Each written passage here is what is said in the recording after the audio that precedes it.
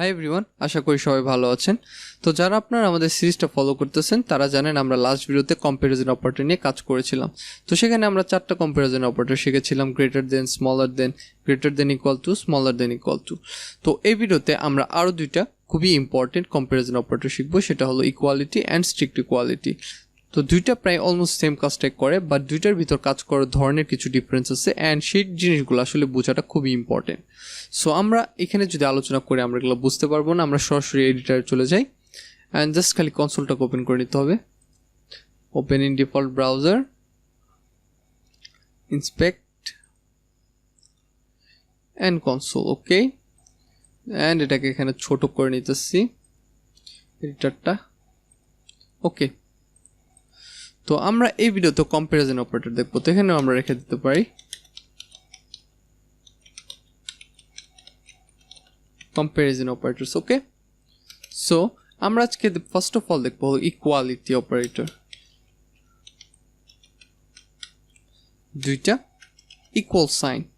তো আমরা এখানে ফার্স্ট অফ অল আগে এটার প্র্যাকটিক্যাল একটা এক্সাম্পল দেখি। আমরা একটা কাজ করতে পারি, আমরা 2টা ভেরিয়েবল নিতে পারি, কনস্ট এক্স ইকুয়াল টু, যেখানে আমরা 10 রাখি, অ্যান্ড এখানে আমরা আরেকটা ক্রিয়েট করি কনস্ট ওয়াই ইকুয়াল টু 10 রাখবো। সো এখন আমরা এখানে কনসোল করতে পারি, কনসোল ডট লগ। আমরা এখানে এক্স ডাবল ইকুয়াল ওয়াই এটা দিলাম। সো এখানে ফার্স্ট অফ অল যে ব্যাপারটা, তো আমরা সিঙ্গেল ইকুয়াল সাইন দিয়ে আসলে কী করি, সেটা দিয়ে আমরা একটা ভ্যালুকে অ্যাসাইন করে দিই কোনো একটা কিছুর ভিতর, সেই ভ্যালুটাকে আমরা স্টোর করি, আমরা সে কোনো একটা কিছুর ভিতরে সেই ভ্যালুটাকে আমরা অ্যাসাইন করি। বাট এখানে এই ডাবল ইকুয়াল কিন্তু আসলে অন্যরকম কিছু মিন করে। ডাবল ইকুয়াল এটা মিন করে যে এই 2টা ভ্যালু কি একবারে সেম কিনা, অ্যাকিউরেটলি সেম কিনা। এখানে কিন্তু আমরা কোনোটার ভিতর কোনোটাকে অ্যাসাইন করতেছি না। তো এরকম যদি ভেবে থাকেন এই ধারণাটা মাথা থেকে ঝেড়ে ফেলেন। সো এখানে আমরা কম্পেয়ার করতেছি যে 2টা ভ্যালু অ্যাকচুয়ালি সেম নাকি। তো এখন যদি আমরা এটাকে রিলোড করি আমরা অবশ্যই ট্রু পাবো, কারণ আমাদের 2টা ভ্যালু কিন্তু সেম। সো এটা আসলে ভ্যারিয়েবলের ক্ষেত্রে ম্যাটার করে না। আমরা যদি এখানে কোনো একটা লেট বা কনস্ট বা যে কোনো ওয়ার্ড দিয়েও ডিক্লেয়ার করতাম তারপরেও এটা ম্যাটার করতো না। ম্যাটার করে হলো এখানে হলো ভ্যালুটা। তো 2টার ভ্যালু যদি সেম হয় তাহলে আমরা আমাদের রেজাল্টটা ট্রু পাবো। তো এক্ষেত্রে আমরা স্ট্রিংকেও ব্যবহার করতে পারি। আমরা যদি এখানে ধরেন 2টার ভিতর সামথিংই রাখলাম,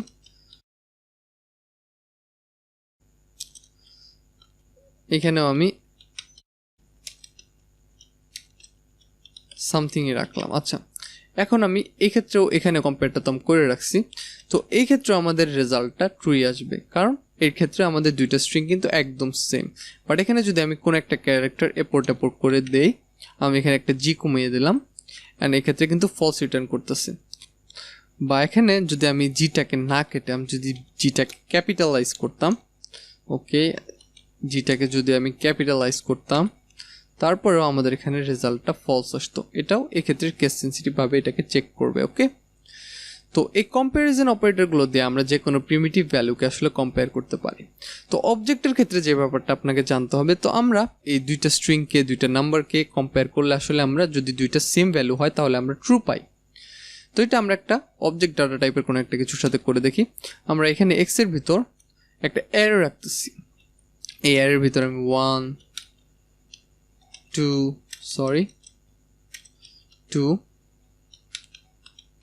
3 এই 3টা রাখলাম, অ্যান্ড এটাকে আমি আবার না লিখে এটাকে আমি কপি করে নিয়ে যাই এখান থেকে।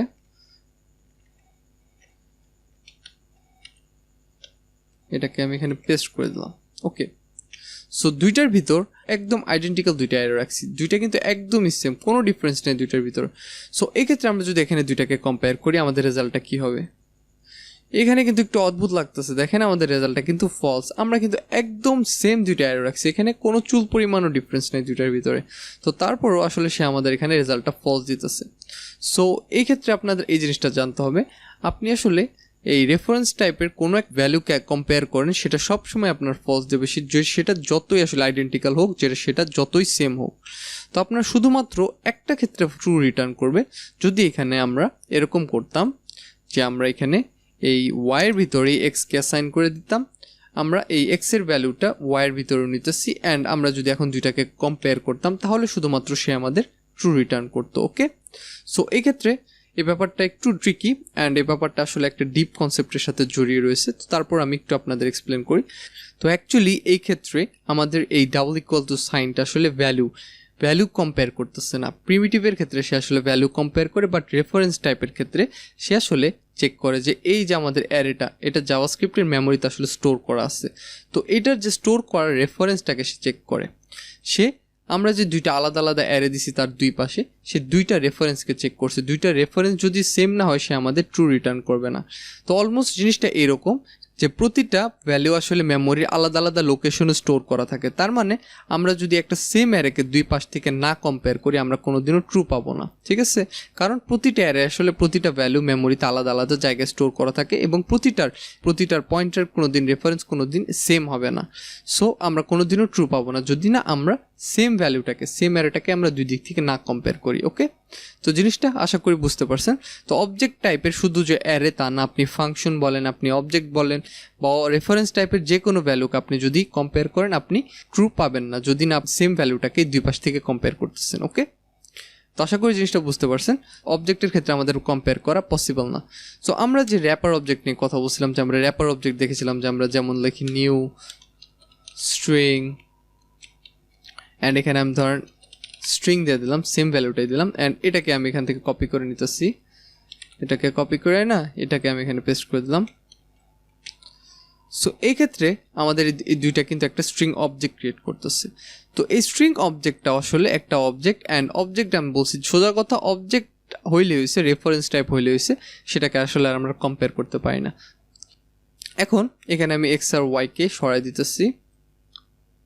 আচ্ছা, দুইটার ভ্যালুকে আমি একটা একটা করে কন্ট্রোল জেড করি।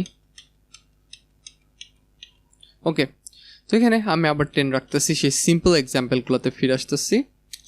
এখানে 10 রেখে দিলাম। ওকে, তাহলে এখানে রেজাল্টটা হবে ট্রু। তো এখানে আমরা ইকুয়ালিটি অপারেটরটা দেখলাম, যেটা আসলে চেক করে যে দুইটা ভ্যালু ইকুয়াল কিনা। বাট আসলে রেফারেন্স ডাটা টাইপগুলোর ক্ষেত্রে সে আসলে ভ্যালু চেক করে না, সে মেমোরির রেফারেন্সটা চেক করে যে মেমোরির লোকেশনটা কি সেম কিনা, অ্যান্ড যেটা আসলে পসিবল না, প্রতিটা ভ্যালু মেমোরিতে আলাদা আলাদা জায়গায় স্টোর থাকে। দ্যাট মিনস অ্যাকচুয়ালি আমরা যদি একটা অ্যারেকে যদি দুই পাশে দেই তাহলে শুধু ট্রু পাবো। সো আমরা যদি দুইটা আলাদা অ্যারেকে দেই তাহলে আমরা কোনোদিনও সেটা ট্রু পাবো না। তো এই জিনিসটা আমি আবার বললাম কারণ এই জিনিসটা আমরা এখন পর্যন্ত এত অ্যাডভান্সের দিকে যাই না, এটা আমি তারপর আপনাদের কাছে এক্সপ্লেন করলাম। তো আপনারা যাতে এই জিনিসটা গুলায় না ফেলেন, এটা আপনাদের যাতে বুঝতে একটু সুবিধা হয়। ওকে, তখন আমরা স্ট্রিক্ট ইকুয়ালিটি দেখবো।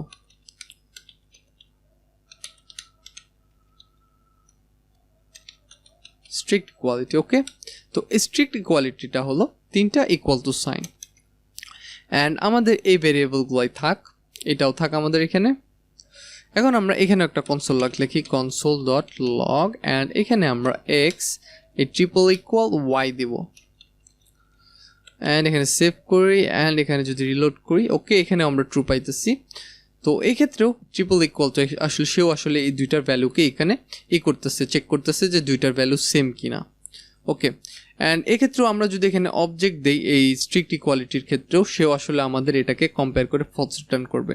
আরেকটা বার আপনাকে একটা এক্সাম্পল দেখি, এখানে আমি একটা স্ট্রিং রাখি, স্ট্রিং ধরেন এখানে ধরেন একটা স্ট্রিং রাখলাম, স্ট্রিং এখানে একটা স্ট্রিং রাখি।